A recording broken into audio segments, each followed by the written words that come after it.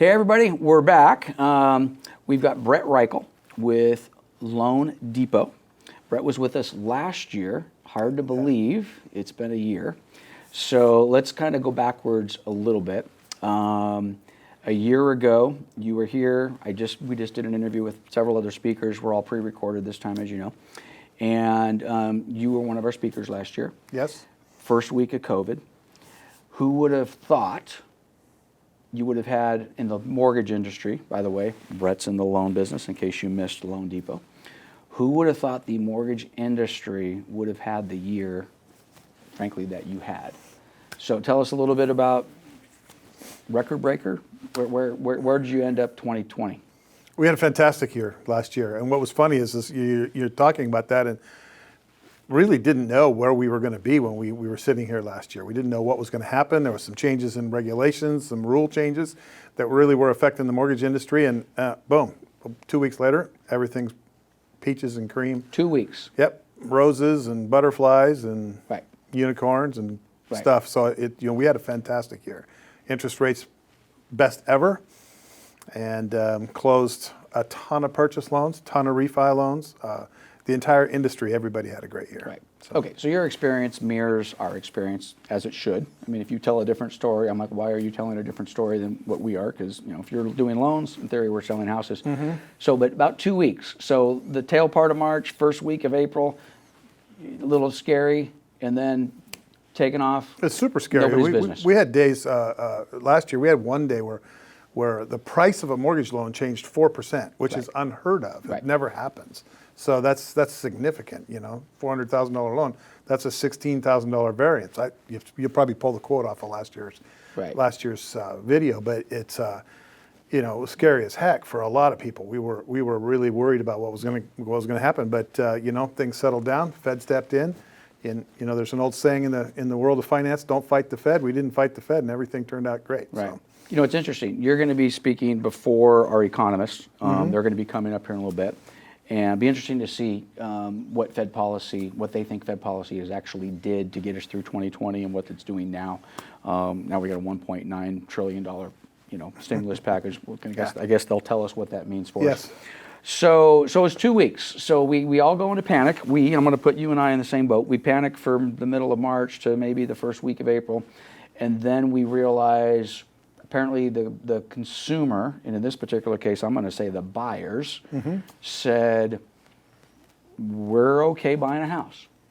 So I'm still confused why the year was as good as it was. We all default back to interest rates.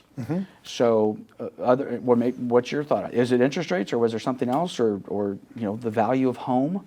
Why were the buyers so engaged? Or do you have a thought about why the buyers were so engaged last year? Yeah, I have a bunch of ideas on why they were so engaged. So I really think interest rates was a factor. I really think the price of homes was a factor. I think the age of the buyers was a factor, and the coming of age of families. The age of the buyer. Correct. So let me stop you there, and I want you to pick back up.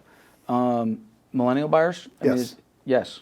Yes. So do you know if, I don't want to put you on the spot, was it a significant percentage of your purchases were millennials? Absolutely, yes. Really? Yep. Mm-hmm. Okay. So the millennials, I couldn't tell you exactly how old the millennials are, but the oldest, last year I think they were 39, this year they're 40. So, a lot of people think 20-year-olds are millennials. That's Gen Z, I think it is. Okay.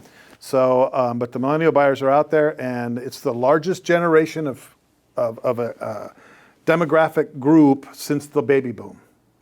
And I believe that they hit the market.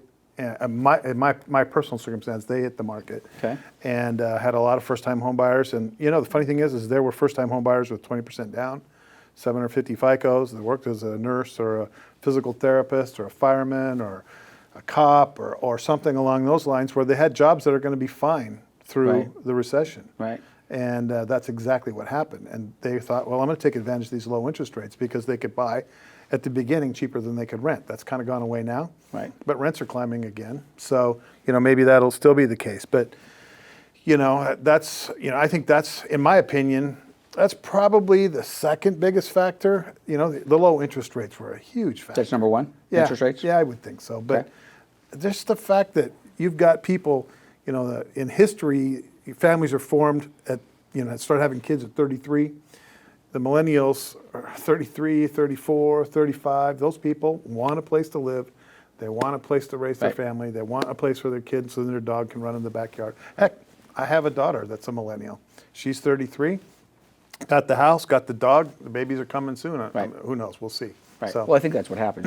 They get. I mean, my wife and I got married at 20. 35 years ago. That's what you did, I guess. Yep. Although it's funny because we got teased by our friends that you got married too young, and then they all got married at 22, which was waiting, right? Wow. So now they wait to their late 20s, early 30s.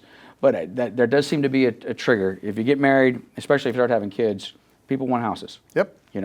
So I'd have to go back in the tape. But it wasn't that long ago where we're like, where are the millennials? Where are these kids? I used to yell at Drew and Drake all the time and their friends, how come you guys aren't buying houses?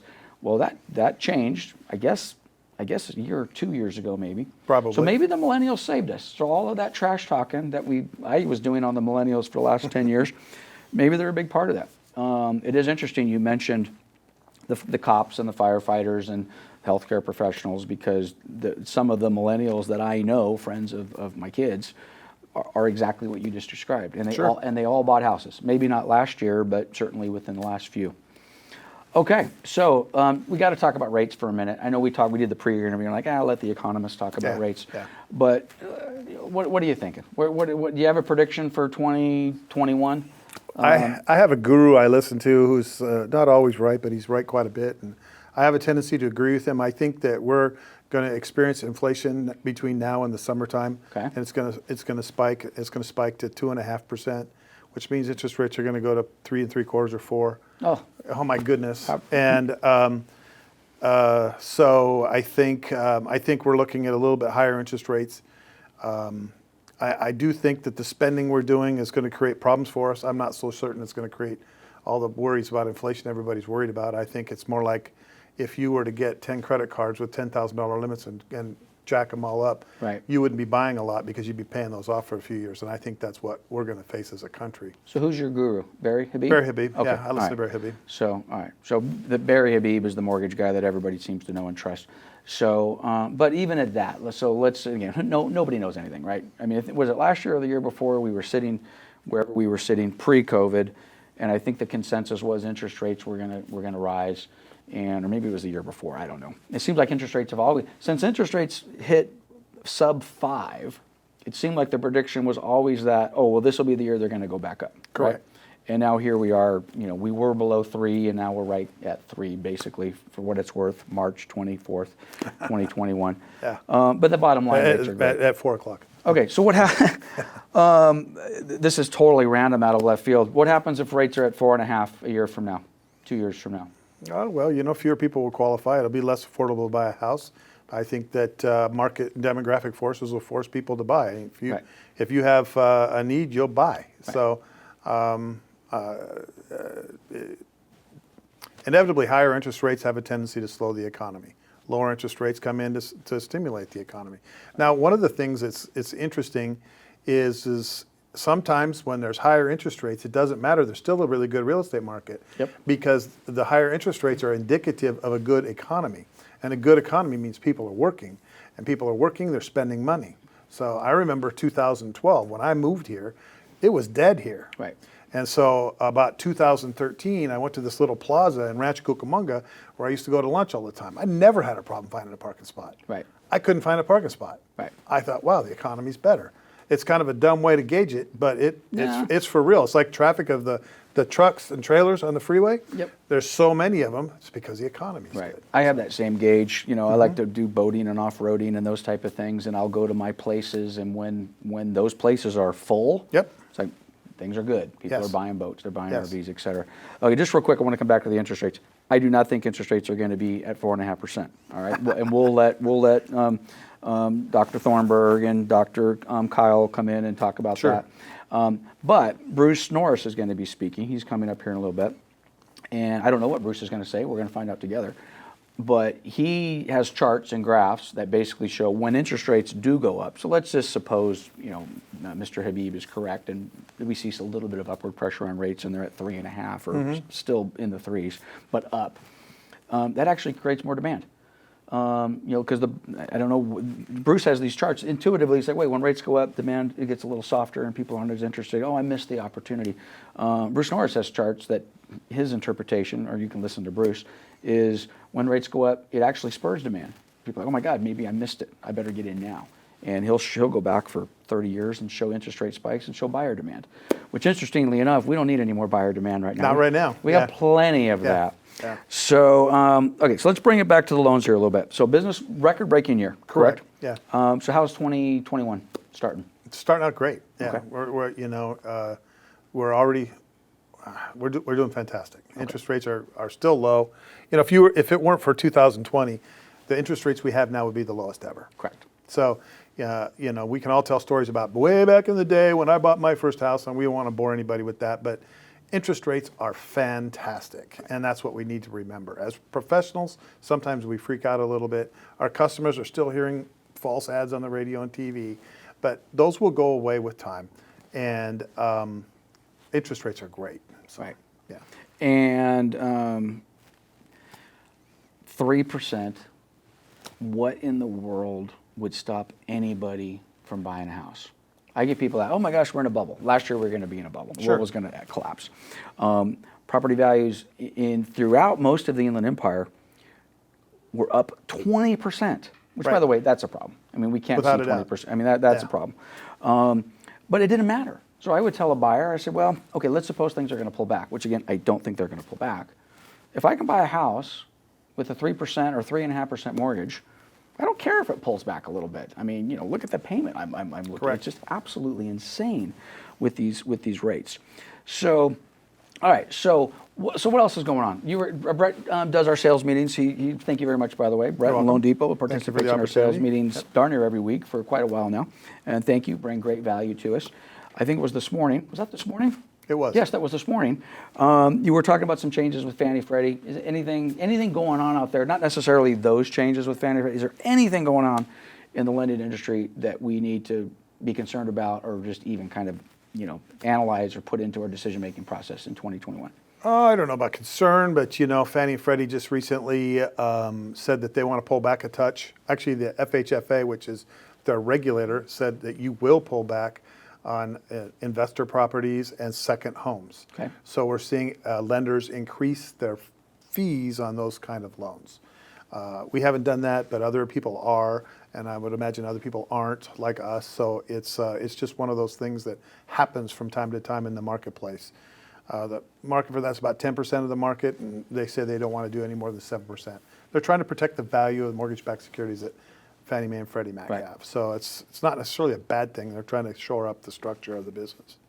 I fully expect that if volume drops a bit this year, which I think it will. Loan volume. Just origination. Yeah, because the refis will dip a little bit because a lot of people have got a 2% rate. Why would you refinance it? Right. So, but we're still finding people higher. But I think the loan volume will dip a little bit this year. What's happened in past markets when it's dipped, we've seen a little more innovation in the mortgage business. And mortgage business isn't well known for things innovation. Up a little bit, maybe? Yeah, just little quirks program. change, or maybe some program comes in that makes things a little bit more reasonable. The law keeps us from doing anything stupid like we did in the 2000s. So hopefully we'll see some innovations that way. We're seeing technology advance in the mortgage business finally. Okay. I've said for years that the mortgage business stuck in 1999. Now we're about to 2010. So, hopefully we'll be at 2021. We're furiously, fastly adopting technology at our company. Is that as an industry or? Some of our competitors are, some of them aren't. Right. So, it's very expensive. I bought a house. Matter of fact, I wanted to talk with Mark. We did our interview with Mark just earlier, which has already aired. And there's a couple of things. I want to talk about the technology in a minute, but I bought a house last summer. Yes. And you didn't do the loan, I'm sorry. Hey, I apologize. You got a lot of friends in the mortgage It business. happens. Yeah. But I got to tell you, the technology was pretty seamless. And I hadn't bought a house in a little while. And I really enjoyed, didn't have to talk to anybody. I didn't have to meet anybody. And it wasn't really a COVID thing. It's just kind of how you do it. It's different, yeah. It was nice. I enjoyed that. So, but I want to get back to the interest rates being what they are. Before you go there, I don't want anybody to think that we won't talk to them. if somebody needs their hand held, Right. we will hold their hand throughout the transaction. Of course. We'll use the technology to make it easier. So Yeah, I think that goes without saying. you don't need your handheld. You're a real estate professional. Yeah, but I think there's a lot of people that probably do need their handheld, but don't want a handheld. They still want to be, especially, we've been a year of COVID. We're all in Zooms. We're all on meetings. Right. We don't have our pants on. Right. I can't tell you how many meetings I've been to where 30 seconds before the meeting, I'm in the bathroom getting my hair wet and just, kind of wiping the sleep out of my eyeballs and hope I look halfway presentable. I do think there's going to be a certain amount of people that are like, I kind of like that. I kind of like the no touch. I really think the days of me telling somebody in Moreno Valley to come to my office in Ontario are gone. Right. Me driving to Moreno Valley to meet with somebody, I'll do it, be happy to. But if somebody who needs it. But if most people aren't going to require it, they don't want to take that time out of their Saturday. Even this, I'm dragging you down to the studio. We're in Canyon Lake. It was a little bit of a drive for you, and we could have just as easily done this on Zoom. We're all Zoom experts now, but we came here because we like the lighting. And we'll get a better picture. And the videos, right, all the rest of that. But still, was it completely necessary? Probably not. So I think the same thing true on the purchase side. Sure. How it affects us as agents. How many are we actually meeting with? Who's doing real wet signatures? Who's doing digital signatures? But I wonder. This is something that Mark brought up earlier, and I think it is a possible concern, or certainly something for us to think about from a business perspective, business planning perspective. Got a lot of people out there with very low interest rates on their mortgages right now. Very low. Sure. You gotta.